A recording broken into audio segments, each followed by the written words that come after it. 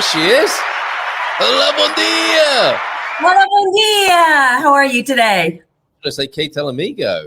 As of Spain speaks might say. Lovely for you to join us here, or lovely of you to join us. I hope it's lovely for you as well. American in Portugal, Veronica. How are you today? Good. How are you? I always love being on this show. You're so fun. And oh my gosh, I was giggling at everything this morning. You know, the language, it depends on the teacher as far as the schooling and the school, the driver's license. You're so afraid it's going to be this big deal. And they're like, whatever, like, you look good. Do you use glasses? I'm like, no. And then I got in the car and went, oopsie. At night, I'm starting to use oops. So, I mean, no one ever knows how it's going to go, do they? no. It's just a luck of the draw, it would seem, and it varies from place to place. So that hasn't been a big milestone or pitfall or difficulty for you then on the driving license side of things. What's been the worst thing for you in your process in Portugal? I think the worst thing was buying the house, because I expected it to be like it was in America, and it's not. And I think that's why my channel kind of ended up going that way, is because people, there's no disclosure. Nobody wants to be honest. Nobody thinks it's that big of a deal. It's just a house. Just no. Why are you asking if it's got plumbing? You know. What is wrong with you? Through 3 escrows. The very first one, I'd asked, it'd been vacant for a few years. So I asked them to turn on the heat, electricity, and gas so that a home inspector could come check it out. And they're like, what's a home inspector? And no, we're not turning it on. I'm like, when I move it, I could turn on the water. It could spew everywhere. It hadn't been used in years. So, and they said no. So I said, okay, I'm walking on to the next one.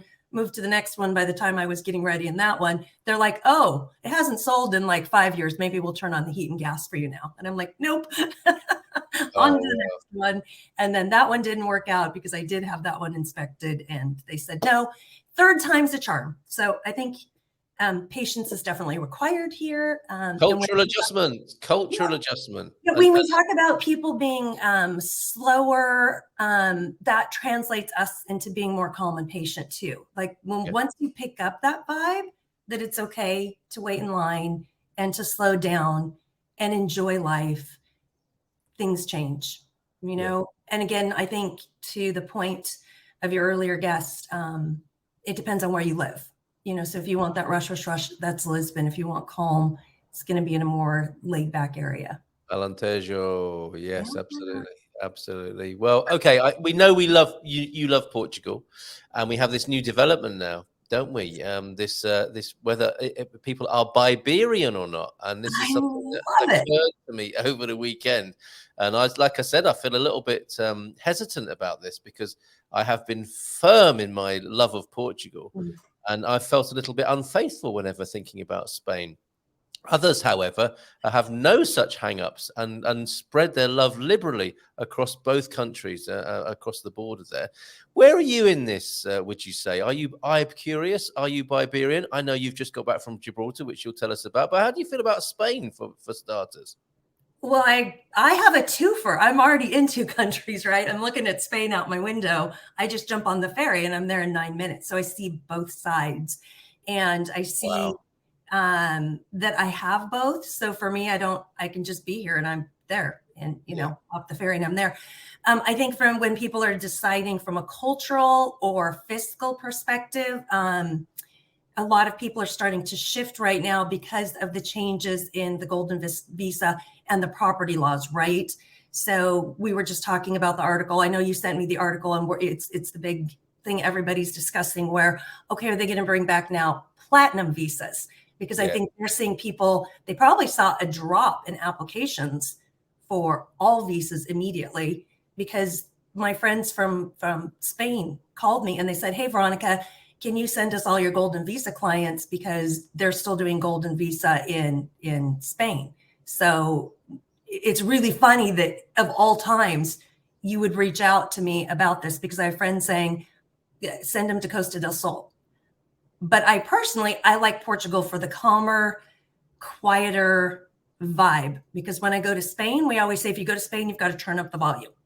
Yes. You don't yell. You go into a restaurant, you're like, it's packed, it's crowded. And you look around, there's only 2 families. And you definitely know when a Spanish family is in town here because the Portuguese are calm or quiet. And they're like, da da da da da da da da da da da. And I have a It's so Spanish true. friend I've been hanging out with a lot. And he's like, what's wrong with you Portuguese? You're too slow. We're at a cafe. And the guy is juicing my oranges. So it took a while to get my orange juice. They didn't have the machine. And he's like, why is it taking so long for your juice? I'm like, you can drink your coffee. Like the dude's actually juicing it with like. And juicing for you. Take a chill pill. I mean, there really is a marked difference in the personalities, isn't there? Yeah. Let's start there. I mean, when I lived in Aveiro or nearby, I think that's one of the quickest routes for Spanish people to come and enjoy the coast.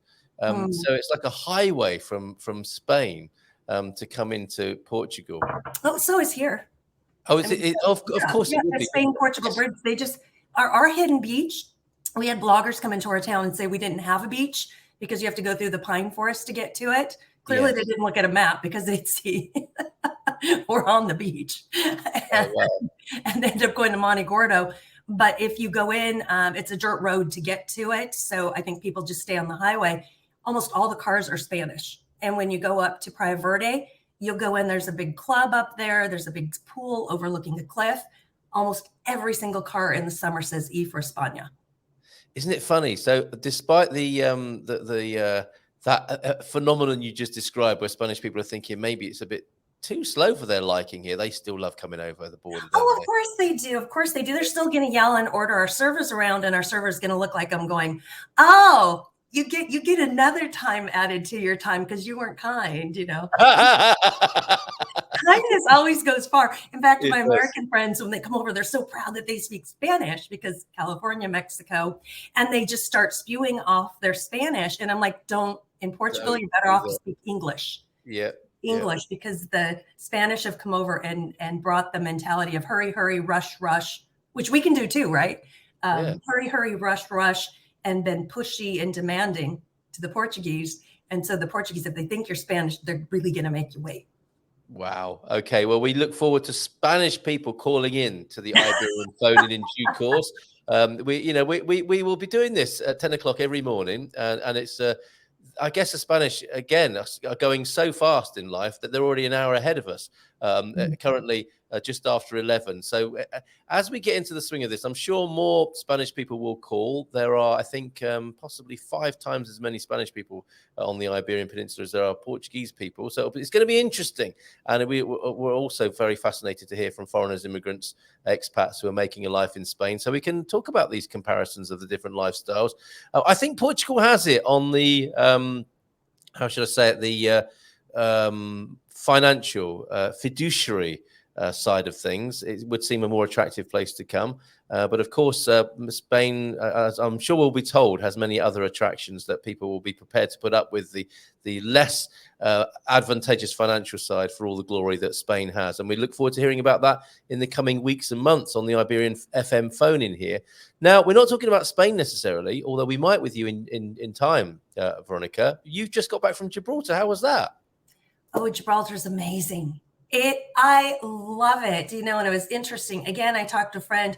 Why are you going there? I don't like it. I've been back multiple times. In fact, I ran into a guy I met 6 years ago in a bar, and I was on a cruise ship, and I had gone with a girlfriend all around the rock and done, you know, the taxi tour up to the top and down. We had to see a local pub there because it's Gibraltar, which is kind of like Great Britain, but not really.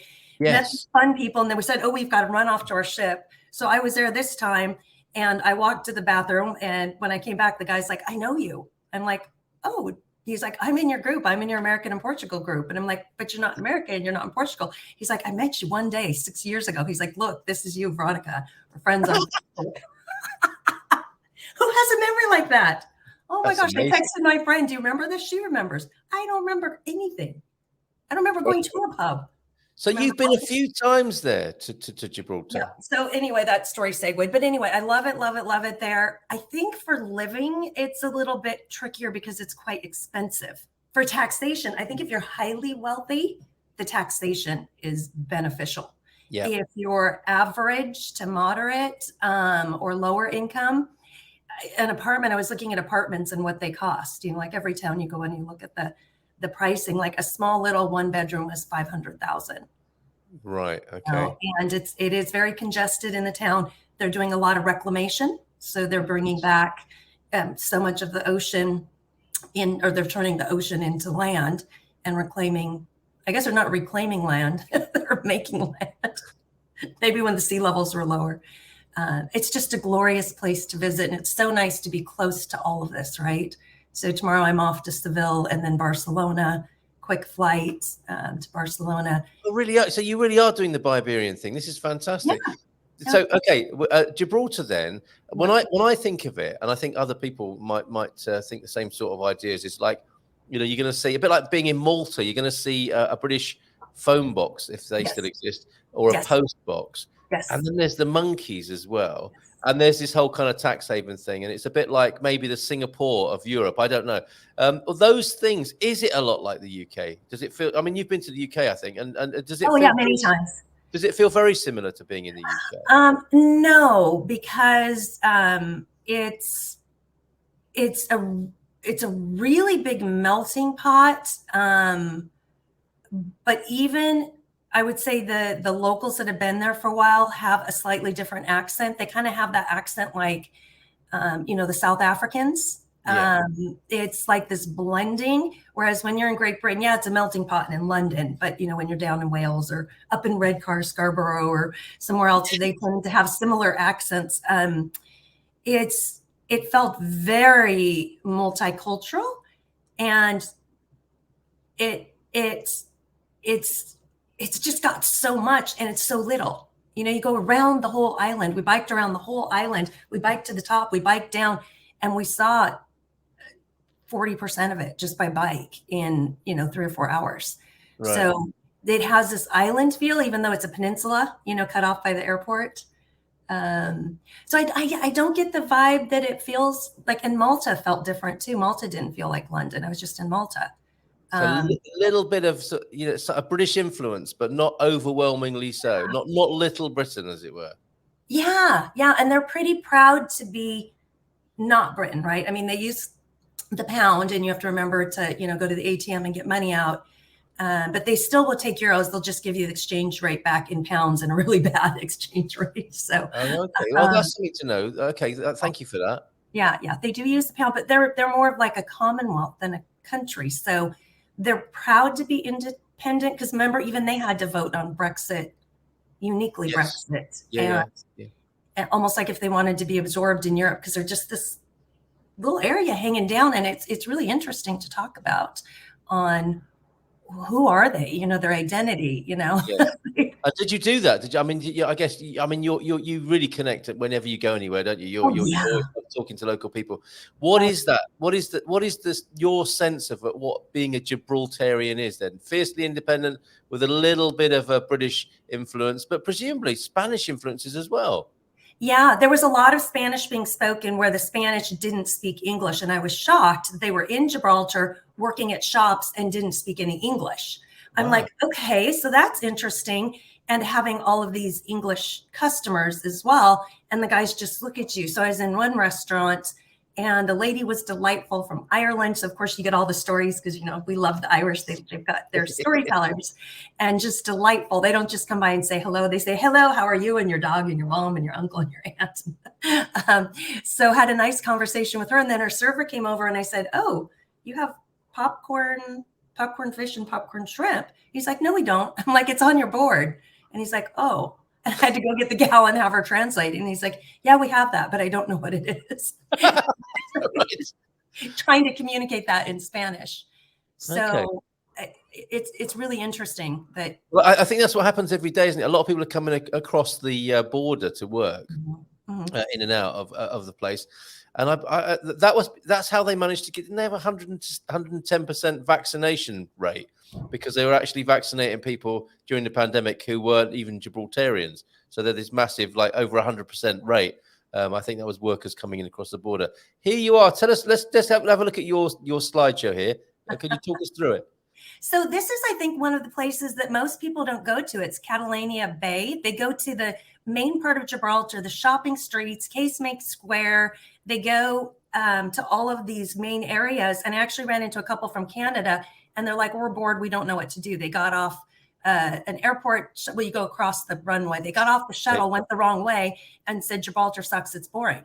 I said, well, let's talk about this. Let me take you to Casemate Square, where all the restaurants and everything are. But then I explained to him about the tours, and at least take the taxi tour. They'll take you all around in 2 hours, and they're really reasonable.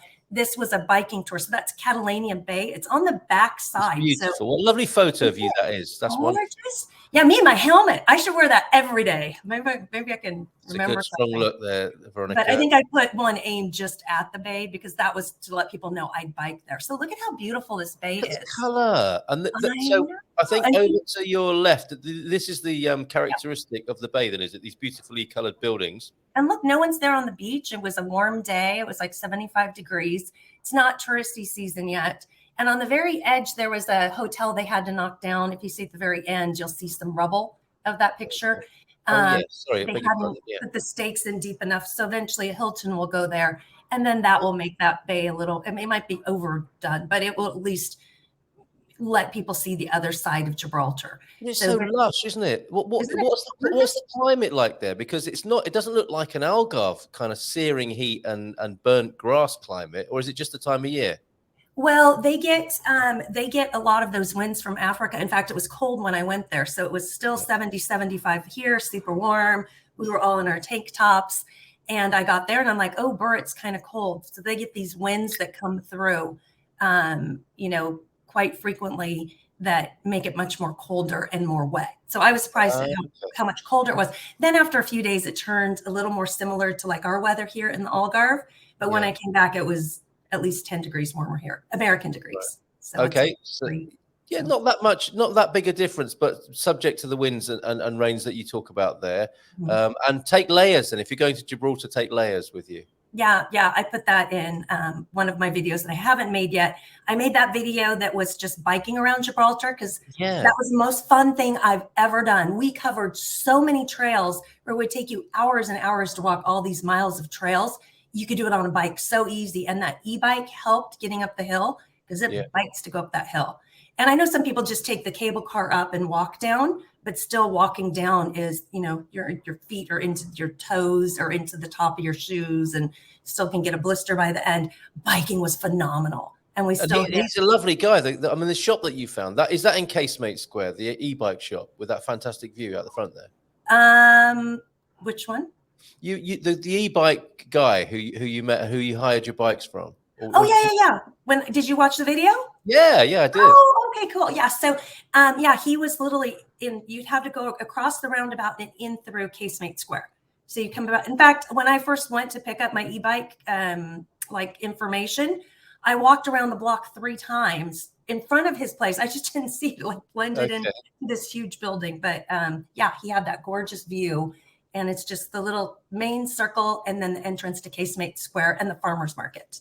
Amazing. Okay. And more views then on your slideshow here. That's beautiful, isn't it? It's rugged as well, isn't it? And this is where we get the sense that it's called The Rock for a good reason. And here are some pictures of The Rock. Now, did you see behind there? It's the one place where you see 3 continents, right? So that mountain in the back is Africa. So, or 3 countries. Sorry, not 3 continents. 3 countries. So that's Africa. Yeah. And then off to the left, I think a lot of people don't know that in North Africa, Spain has a territory called Ceuta, C-E-U-T-A. So Ceuta, Spain, and then from the point of the very, very point of Europa point. So that one I learned you can go on the #1 bus. I ended up going to it 3 times on these bike tours, but you just take this, you get a bus pass for the day, you buy it right on there, 6 euros, unlimited rides. You get on this -- 2 bus and it takes you straight to here. This is where it ends. And I found a great little cafe in the university, and it had views like this. It was probably the best views in all of Gibraltar as far as Africa. Stunning, isn't it? Absolutely beautiful. And let's have more pictures of the rock then. And there's another walk or bike way up to the top. We biked on that. Yeah, that bikes through, and that's in the video as well. And then from the right, you'll kind of see I'm standing at the skywalk, which was all included in that tour. So you can pay 15 euros for one thing, 15 for the caves, 10 to get into the park. And by the time you add up all the costs, it's so much cheaper just to go on this bike ride and have a guide. Okay, all right. There's another And they view. didn't pay me to do that. I just loved it so much. I just was like, I'm doing a video about this. It looks amazing. It's a stunning place, isn't it? It's a stunning place, and so interesting that if you catch it, not in quite the right way as those people you met, like Yeah. Gibraltar, they just didn't find the right places to go to, Yeah. and they needed to see a video like this. Then, of course, there are these characters, aren't there? That you will I love encounter. them. So Oh, what's this about? Why are there monkeys in Gibraltar? What happened, and what's the significance of these little characters? so they say that the monkeys, there has to be a certain amount of population on the rock or it won't be free anymore. Like there's this whole, they've been brought over gifts and this and that. And they run free. It's actually the only primate park in Europe where they run free and you can engage with them. Although they engage with you because So I've heard. Thieves, little thieves. If you have anything that looks like something interesting, they'll just grab it. Amazing. And did that happen to you? Did they try and steal any of your stuff? I didn't have anything but my water box. And as soon as I got off my bike, there's my water box, because the boxes are more environmental, was on the back of my bike. So I grabbed it. But one guy had turned his back for a second. The monkey grabbed his water box and he was gone. He's like, what just happened? They're like, ha, ha, ha, a monkey stole your water. And I have that in my video where the monkey's trying to rip it open. And then he finally rips it open. He's dragging it up the mountain, spilling all the water. It's like, they've just got this cache of stuff that they're taking off tourists all day long over there. yeah. Amazing. So what else to do in Gibraltar? We've got the monkeys there, and you can go and hang out with the monkeys who are roaming free, uniquely here in Gibraltar. Casemate Square sounds like a place to go. The ride with the guide seems like something to do. Anything else people should know about if they're going to Gibraltar, this wonderful part of Iberia? I think it's really important because of the history that, it's had over 13 sieges. And I'm always a fan of, as soon as you get there, go to their local museum.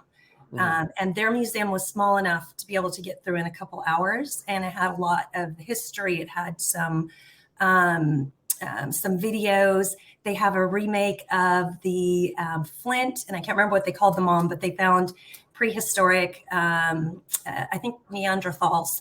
And then they have the proof that, hey, this just wasn't, I think like we all kind of know, this culture just wasn't going, they were creative.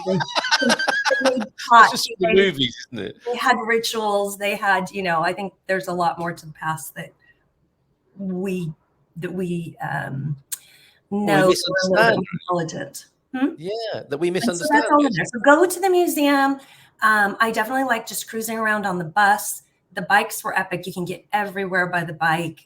Like I said, I did a tour the next day. I said, book me in, but you need at least 4. And the next day he says, oh, you were so much fun. We'll take you by yourself. I'm like, score. Because I was going down the hills. Like some of them were afraid to go down the hill because you have to ride your bike, but I ride it all the time. I literally am a little kid when I get on my bike. So I waited for all of them go down a couple, the cutbacks, and I went full speed. And I was literally going, wee. You're amazing. I'm surprised he took me back because that could be dangerous. But I agreed to be the back. He was in the front, I was in the back to make sure that everybody, was okay. And we had to help him a couple times because there's a little bit of thought in, push this while you're not pedaling. This is, always have okay. You've got such a knack though of finding people and making incredible videos. Those people that said they didn't know what to do, I physically walked them in. I was just getting off the bus as well. I take them some stuff to the car because you park on the outside. It's impossible to park inside. It's expensive, but you can do $15 a day on the outside. Anyways, dropping some stuff off in the car. And so I hopped the little bus that goes across the runway back into town again. That's where I met the couple. So I said, I'll take you into Casemate Square. I'm going to be in the area. Walked them through, showed them where the taxi stand was with the tour guide. So they could just be handed off. Here's someone who's going to show you. Clearly you've done no pre-research. So they were up and around. I had a few things I was doing, ran into them again later in the day. And then we ended up having a beer together. So they told us their adventures, and it's fun when you see people and their night and day change when they saw how much more there was to do. And then I gave them all my maps and said, here's where and more people who are going to remember you in the future. Didn't we bump into you in Gibraltar like the other guy? You're amazing. And these wonderful videos that you make, where can people see these, Veronica? Oh, that's just American in Portugal. It's super American in simple. Portugal. If you type that onto YouTube, you're going to find Veronica. Yeah. In these last few minutes, then, thank you so much. Really appreciate you being here this morning. I think it's fair to say you are Biberian. I am. I love it all. We've got a couple of stories here about the relationship between Spain and Portugal. Looks like the European. It looks like Europe continues to dominate the preferences of Spaniards here, according to the Portugal News, with Portugal leading its digital bookings. So the Spaniards loving to come over here to Portugal, for one thing. And we have another news story as well. This is an interesting one that we may talk about at greater length at some other point. And this is to do with Portugal apparently being more competitive than Spain, reveals the EU as well. Just read the first para of this. I think we'll come back to this. Portugal was the country that most developed in terms of new product development through technologies.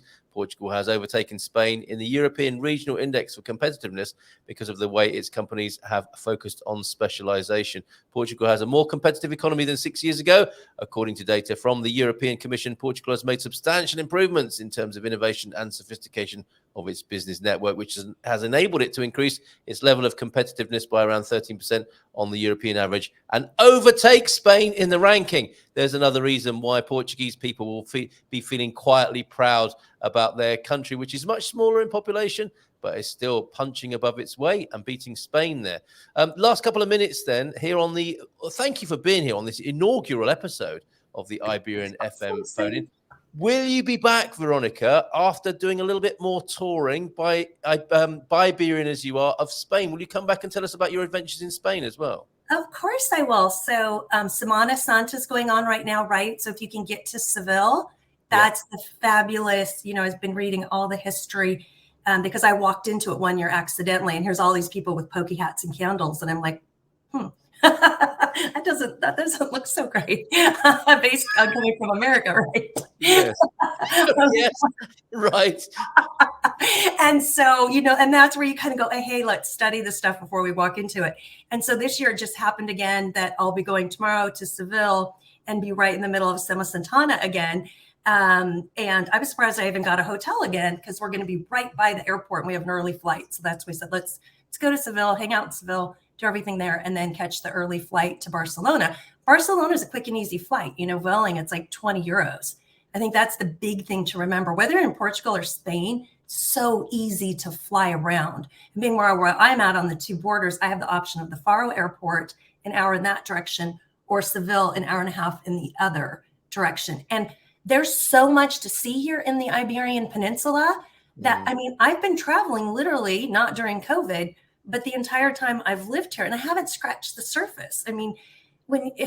There's Toledo, which is the old capital of Spain. And most people don't know that. They think it's always been Madrid. It's this cool medieval town that's been kept medieval because it outgrew its borders and they moved it to Madrid. It's got the cool, cliffs and moat. And then you've got Cordoba, a place where all three cultures, the Jewish and the Moorish and the Christians live together in harmony as this great example of, you just get in your car and you go. There's Huelva right there, 45 minutes away, where Christopher Columbus took off, and where they've got copies of the Nina, the Pinta, and the Santa Maria, and your kids can walk and run around them and go, wow, they crossed the ocean in this, Oh, wow. There's so much. So, but I think in your point real quick with what's happening here and why people are choosing Portugal, it's still safety-wise, number one. So Marbella, you have to be a little careful because they had a lot of the drug criminals come in. And the English language proficiency. So it's people learn English here in the school. It's mandatory now. And it's one of the most proficient English-speaking countries.